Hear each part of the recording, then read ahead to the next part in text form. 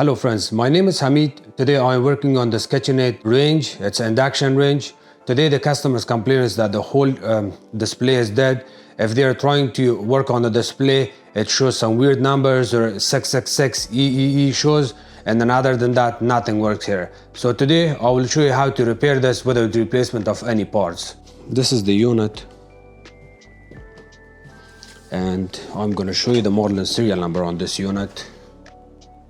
The model and serial number is located right here, and of course this is the bottom drawer.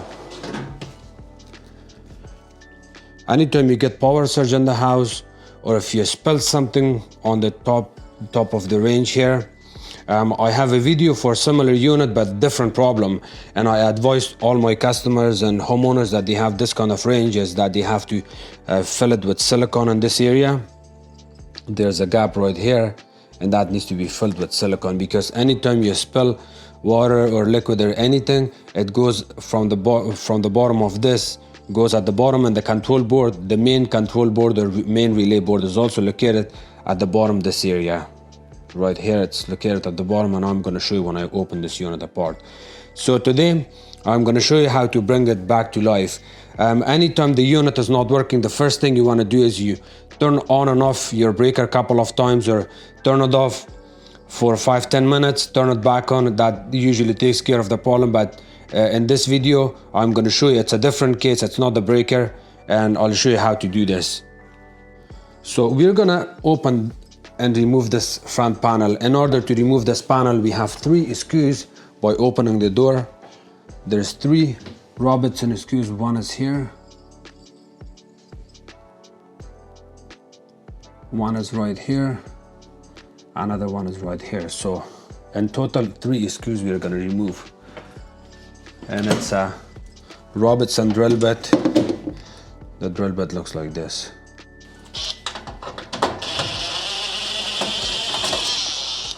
You can also use a hand screwdriver if you don't have a drill.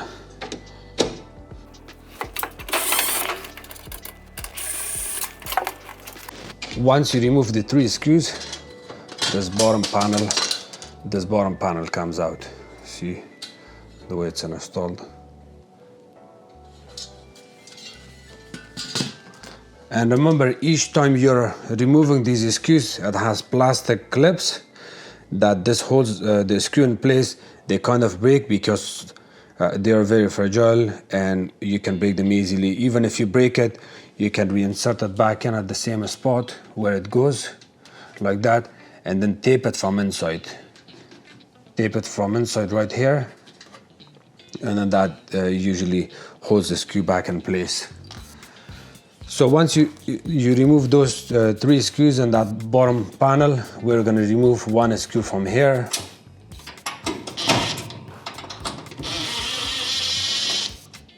Make sure to turn off the power before you do this, and at the moment the power is off. So you remove this these 2 Robertson screws, this panel lifts up. See, it has a little bit of play. I'm going to show you how it looks. You kind of wiggle it back and forth and lift it up, and you can just put it on its front. You can also use a towel here to not scratch anything, but you don't have to use a towel if you know what you're doing. And by doing this, I'm not going to cause any scratches here. The next part we're going to do is there's a tiny metal piece. It's held by 3 Robertson screws. We're going to remove these. And now we're going to lift this up. You may want to pull it a little bit hard, because you see this steel piece reinforced on top here, so you may want to kind of wiggle it back and forth and pull it out. And the same thing when you reinstall it back in. See, it's not going to go to its original position. You may want to force it from the bottom, force it up or lift it up, and then you can reinstall this. You remember I was talking about the main control board located right here at the bottom, which is here, and that's why anytime you spill anything like water or milk or anything, it comes from here And we even have a gasket. This gasket is not really gonna help to hold the stuff here. And then you can get liquid falling down and it goes and shuts the main control board, because from here it goes down there, and from there it goes a little bit to the back and drips in this opening area. And now we're going to remove these two screws.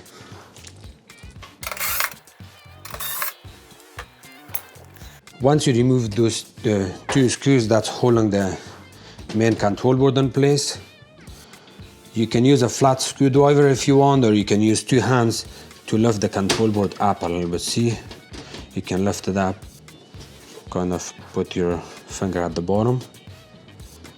Be careful, it's also sharp here, it may cut your back of your hand, so just be careful. Go easy, lift it up a little bit from each side.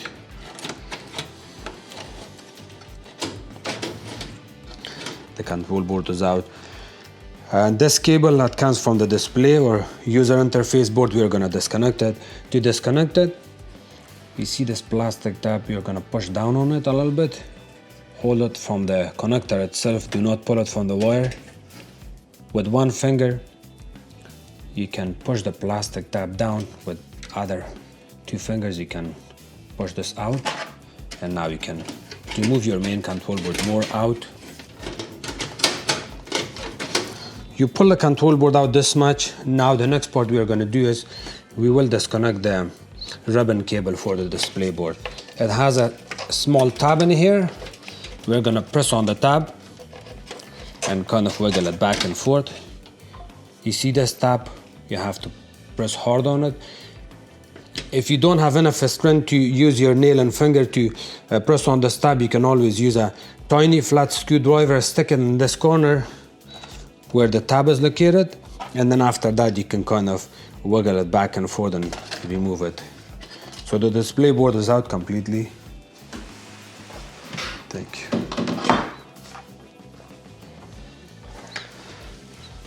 The next part you want to do is your control board is in front of you right now. Let me show you here. The control board is in front of you. All the relays are here. 1, 2, 3, 4. You want to find a flat screwdriver, just a screwdriver like this. I have this flat. What you can do is hold it in this position, and you're going to tap each of these relays 4 times. You're going to tap on each of these relays like 4. 4. These wires are usually like this. You may want to readjust it, make your way up here, and then go like that. And the same thing on this large relay. And now you can get your display board back in, but before you reinstall your display board, since the unit is open apart, you may want to clean all of this. I'm just going to use this. You can use paper towel or something to get rid of all of these debris. And if you wanted to do a perfect cleaning, then you can always use wet towel or something that has a little bit of moisture to get rid of all of these debris. Be careful, the thing that we are scared to not do here is the water leakage in this board. So you do not want to spray it so the moisture will also go on the board, but instead you can just get a little bit of a small towel, get it wet a little bit, and then clean the whole front area. It's much better. And now we can reinstall our control board back in. We are not going to install it until we get our display board. You can put your display board at the same spot. Reinstall your ribbon cable. Remember, this is the position it goes. I would say also take pictures if you don't know what you're doing, or if you're scared, just to be on the safe side, always take pictures. When you reinstall your ribbon cable, you have to use your fingers on the left and right, back and front, kind of push it back and forth like this to make sure it sits really good in place. And now you can reinstall your display cable. You see it has these teeth. They all has to line up here. and it only goes in one position. Here. Make sure this part is also covering the front of this cable, and now you can reinstall your control board back in.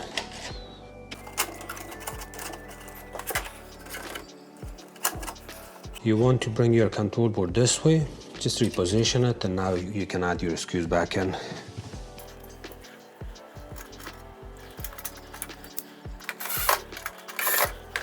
Remember, it's important to not disconnect any of these wires. You added that 2 screws, now you can add your tiny panel back in. This panel, to reinstall it back in. I'm going to show you the trick. So realign it back, and then from here you may want to use this finger to push this up. In some cases you may want to even use 2 hands. I'm making video, it's a little bit hard for me, but with 2 hands it's easy. You can also push this up, see, and you can reinstall this panel back in.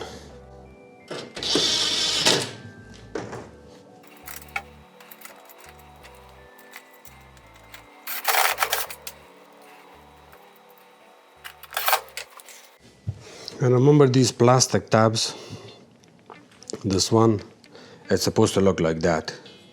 So what you can do is, even if you have 2 plastic tabs, not 3, the 2 is still enough. So you may want to insert it from the bottom like this, just like that, and then tape it from the top. You can use electrical tape. And now I'm going to reinstall my front panel back again. To reinstall the front panel, these screws will line up there, and then I'm going to show you from the top.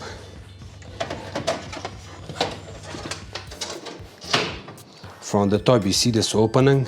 It's there's one steel piece here, or bracket, one is here, and we are gonna install the front top part of the display board on top of that. Kind of hold it in a position like this, and then kind of push down on it. And now we can add our 2 screws back in.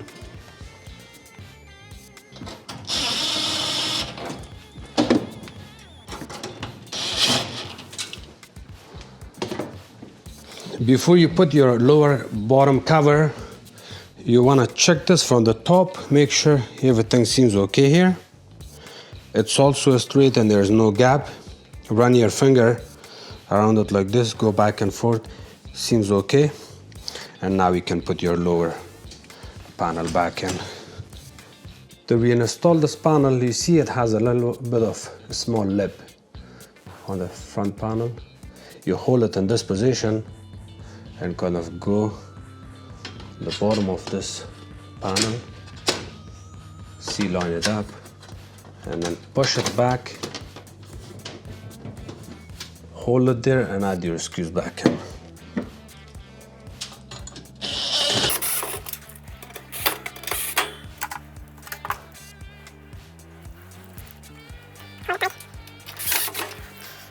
Please be careful with the drill, or even if you're using a hand screwdriver. When you add your screws back in on the lower part, do not over tighten it, because it's plastic and the screw is steel. Stainless steel going into the plastic, and the fast way is it's gonna strip it and it's gonna cause issues. Also, you have to check it from these corners. See the way it looks nice and smooth and flashed. The same thing, you want to check it on this side. If you see a little bit of difference, you can always adjust it. So now I'm going to ask the customer to turn on the power, please. Thank you. And we're going to keep eye on here. Here we have power here. We got power went off again. So what I'm going to do is, the customer went down the stairs, he's going to turn on the power. I'm going to turn it back on. This is a double breaker stove. Okay. Here you go, the power is on now. Thank you so much for watching my videos. Something very important that I had to remind you to check if you're an electrician or if you're a technician or even homeowner and you have a little bit of experience with multimeter. If you're having this issue, and worst case, if you try this trick and you're still having problem, then you're gonna have to check your power coming into the stove. As a technician, I always check my power coming into the stove. You can always remove the whole unit completely out from the wall outlet. You wanna make sure you get 240 volts. And if you don't understand how to check it there, when you remove this front panel where the control board is, on the side of the control board on the left hand side, there's two, if I remember correctly, it's 2 wires that goes on the white relay, and it's red color, or it could be red and white color, those 2 wires. And then on the side of it there's another wire, it's a black wire. You want to check for 240 volts or 220 with your multimeter on those 2 pins, which is one is pin number 15, P15, P15.2, and then another one is on the right hand side, left hand side, that you're gonna get your power. If you don't have power and you're using my trick, it's not gonna work. I have the tick sheet here. I'm gonna tell you exactly where to check your power cap for 240 volts. So this is the circuit board here.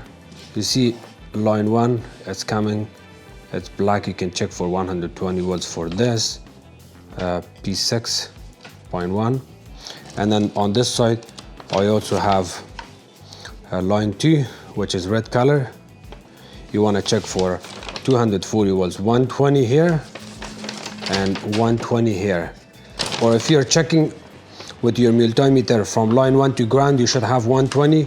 From line 2 to ground, you should have 120. And then when you check for line 1 and line 2, you should have 240 volts.